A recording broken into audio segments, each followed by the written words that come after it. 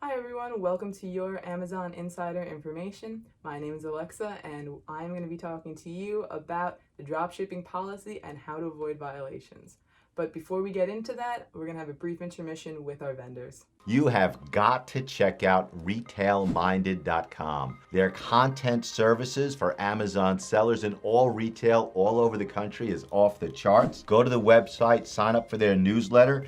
The content in their newsletter, I read it every single time. It is absolutely fantastic. I love Nicole. She is one of the most brilliant businesswomen I have ever met.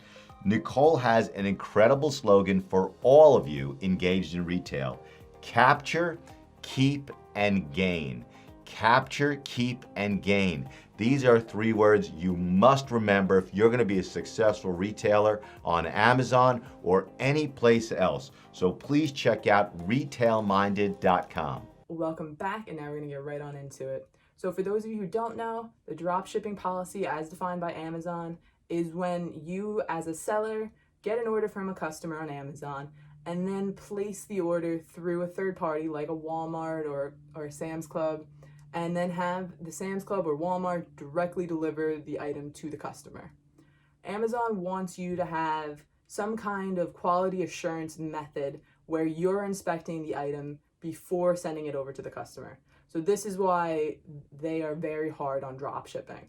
So they want you to be the person of sales, and it should have you as the ship to or your warehouse. So they want to see that kind of documentation and see that you are, who you say you are on the invoices, and see that that's what's being sent to customers, not Walmart receipts or Sam's Club's receipts. That's a big part of the policy and a violation of it. Also, having boxes like Walmart has their own brand on their box, that's a way to get yourself, a violation. And these are ways just to avoid it.